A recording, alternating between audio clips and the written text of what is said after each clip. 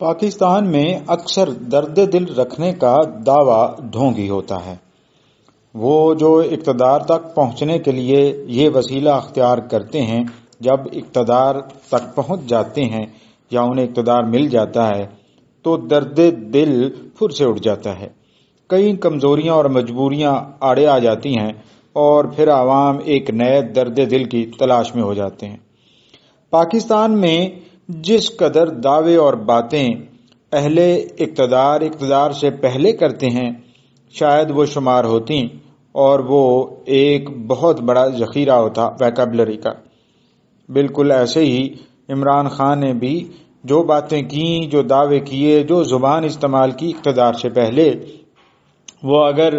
اب وہ استعمال کریں گے تو یقیناً وہ اقتدار میں ایک دن بھی نہیں رہ پائیں گے۔ یعنی جتنے دعوے انہوں نے کیے تھے، اور غیر ملکی میڈیا پر تو ان کے دعوے اور مقتدرہ کے حوالے سے جو رائے تھی وہ قابل قدر ہے اس زمانے کے لحاظ سے۔ اس زمانے کے لحاظ سے اس لیے نہیں کہ اب عمران خان چاہتے ہیں کہ جتنی جلدی ہو وہ بھول جائیں، یا پھر لوگوں کی یادداشت گم ہو جائے، یا پھر وہ ریکارڈ اور آرکائیو جو عمران خان کے بیانات پر مشتمل ہے اقتدار سے پہلے کے، وہ ختم ہو جائے، اریز ہو جائے یا ڈیلیٹ ہو جائے۔ بالکل ایسے ہی جیسے عام طور پر ہم دیکھتے ہیں کہ مختلف چینلز کے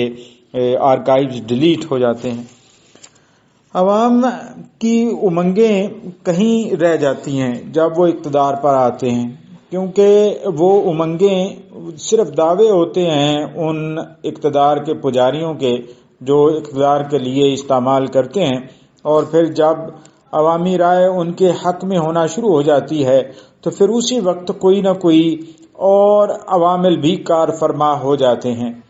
مثلاً جو مقتدرہ ہے وہ ساتھ آنا شروع ہو جاتی ہے، اور وہ ساتھ لگ جاتی ہے اس لیے کہ وہ کامیابی سے ہمکنار کر دے، لیکن حقیقت میں مقتدرہ اسے اپاہج کرنے کے چکر میں ہوتی ہے۔ ہم نے پچھلے 70-75 سالوں میں یہی دیکھا ہے کہ جب بھی مقتدرہ ساتھ لگی ہے، اور اکثر ساتھ لگی ہے اقتدار میں آنے کے لیے، تو پھر چند ہی ماہ بعد یا چند سالوں میں وہ اس قدر متنفر ہو جاتی ہے یا پھر وہ اپنا اصل دکھانا شروع کر دیتی ہے اور پھر اقتدار کی کرسی کی ڈگمگانے لگتی ہے۔ نواز شریف ہو یا اس سے پہلے بے نظیر بھٹو ہوں، یا اس سے پہلے ذوالفقار علی بھٹو ہوں، یا اس سے پہلے کے سویلین اسٹیٹس مین ہوں، سب کو اسی طرح کے مسائل کا سامنا کرنا پڑا ہے۔ تو زیر نظر یہ مضمون آپ ذرا غور سے سنیے تو امید ہے آپ کو کچھ سمجھ آئے گی، یا کم از کم ایک موقف سامنے آ جائے گا۔ سادہ سی اکثریت کے ساتھ حکومت کرنا اتنا آسان نہیں ہوتا، خاص طور پر اس وقت جب حکومتی اتحاد میں ایسی سیاسی جماعتیں شامل ہوں جو ماضی قریب میں ایک دوسرے کی سخت مخالف رہی ہوں۔ ان سیاسی جماعتوں میں سے اکثر بلکہ ساری ماضی میں مقتدرہ کی اعلی کار رہی ہوں اور اپنے آپ کو مقتدرہ کا حصہ ہونے پر فخر محسوس کرتی ہوں،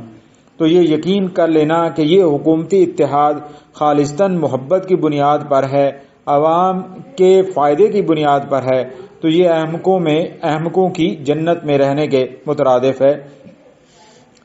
ٹھیک ہے، اس وقت عمران خان اسی طرح کی صورتحال کا شکار ہے۔ ماضی میں مقتدرہ کے سخت ناقد رہنے والے عمران خان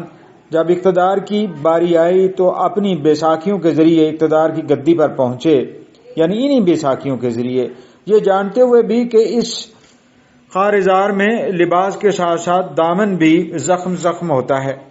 ماضی کے حکمران وزرائے اعظم لاکھوں قسمیں دیں لیکن ان کا ماضی ان کے زخم تازہ کر دیتا ہے۔ ذوالفقار علی بھٹو ہو یا میاں نواز شریف، جب بھی پاکستان میں غیر جمہوری طاقتوں کے ہاتھوں میں کھیلنے والوں کی بات آتی ہے تو اس فہرست میں ان دونوں کے نام ضرور آتے ہیں۔ تاہم یہ بھی حقیقت ہے کہ انہوں نے بعد میں اپنے دامن کو صاف کرنے کی بہت کوشش کی، مگر خاصی مشکل پیش آئی، اور اب بھی ماضی پیچھا نہیں چھوڑتا۔ وزیر اعظم عمران خان کے ساتھ بھی کچھ ایسا ہی ہونے والا ہے۔ فرق یہ ہے کہ وہ اوائل سیاست میں ان غیر جمہوری قوتوں کے سخت ناقد تھے اور اب ان کے سخت معترف ہیں، لیکن اس اعتراف کو اب وہ ماننے کو تیار نہیں ہے۔ عمران خان کو جب اس کے سیاسی گروؤں نے یہ بتایا کہ پاکستان میں اقتدار کے حصول کا ذریعہ وہی راستہ ہے تو پھر فوراً وہ اس راستے پر ہو لیے۔ ان کے اقتدار تک جانے کی کوشش کسی سے ڈھکی چھپی نہیں ہے اور منزل صرف اقتدار ہی تھا۔ جو بیانیے وہ انتخابات سے پہلے بنا رہے تھے اور بتا رہے تھے وہ سب روڈ میپ تھا اقتدار کے لیے،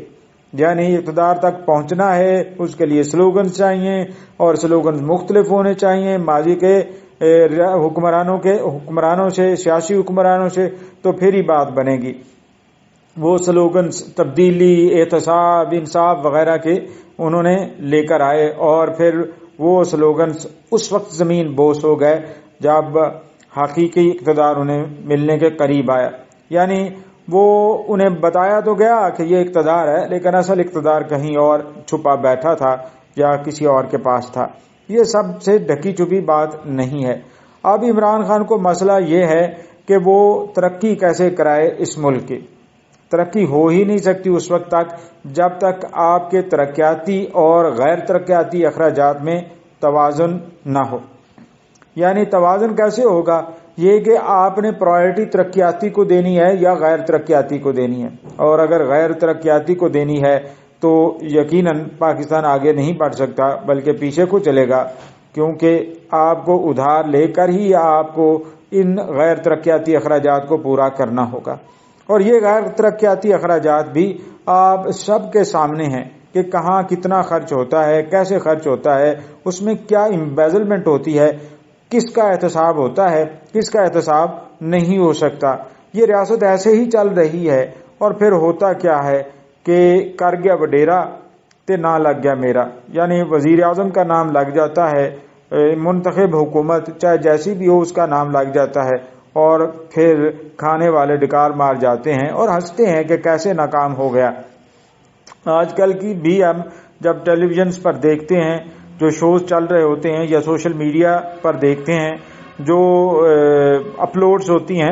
ان میں زیادہ تر یہی چیزیں نظر آ رہی ہیں کہ اب لگا دو عمران خان کے اوپر الزام، لیکن کیا عمران خان کو اصل اقتدار ملا تھا یا وہ صاحب اقتدار تھا؟ اس کے تو آتے ساتھ ہی ایک پیرالل سسٹم نظر آنا شروع ہو گیا تھا اور نکا اور نکے کا ابا جیسی اختراعات آنا شروع ہو گئی تھیں۔ کیا یہ حقیقت نہیں ہے؟ اور کیا یہ بھی حقیقت نہیں ہے کہ کوئی بھی یہ ماننے کو تیار نہیں ہے کہ عمران بالکل بااختیار تھا؟ اب عمران کے اوپر سارے الزامات ہوں گے اور وہ ان الزامات کو سامنا کرتا رہے گا اور چپ رہے گا، کیونکہ اسے پھر لالچ ہوگا کہ دوبارہ اقتدار اسے مل سکتا ہے۔ اگر یہ اقتدار اس بار چھن گیا تو پھر اس امید پہ وہ لگا رہتا ہے، اور کبھی کبھی وہ پرانی باتیں جو مختلف ٹیلی ویژن چینلز پر یا غیر ملکی میڈیا کو انہوں نے کہی تھی، کبھی کبھی وہ کہہ بھی دے گا تو لیکن ساتھ ہی وہ کہے گا کہ میرا مطلب وہ تو نہیں تھا، یہ اقتباس سے یا سیاق و سباق سے ہٹ کر بات کی گئی ہے۔ یوں یہ سلسلہ چلا رہتا ہے پاکستان کے اندر، اور ووٹر کی عزت تار تار ہوتی رہتی ہے، کیونکہ ووٹر کو یہ لگتا ہے کہ اس کے ووٹ سے منتخب ہوا، حالانکہ اس کے ووٹ سے نہیں منتخب ہوتا، بلکہ وہ ایک تھن سی میجورٹی بھی ہو تو وہ قائم و دائم رہتا ہے۔ ہم نے ابھی دیکھ لیا کہ ایک تھن سی میجورٹی ہے، ایک سادہ سی اکثریت ہے جو قائم ہے اس کے باوجود کہ ملک معاشی گرداب میں پھنسا ہوا ہے، اور تنقید کا سامنا عمران کو اس لیے کرنا پڑ رہا ہے کہ عمران کو بھی اقتدار کا لالچ ہے، اور یہ لالچ کیا کیا مسائل پیدا کرتا ہے ہم سب کے سامنے ہے۔ ماضی کے حکمران بھی اسی طرح سے مسائل کا سامنا کرتے رہے، حقیقت سے پردہ اٹھاتے،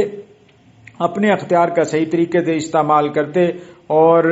پھر ہی بات بنتی۔ اور پھر دوسری بات یہ ہے کہ کیا خدمت کرنے کے لیے صرف اقتدار کا حاصل کرنا ہی ضروری ہے،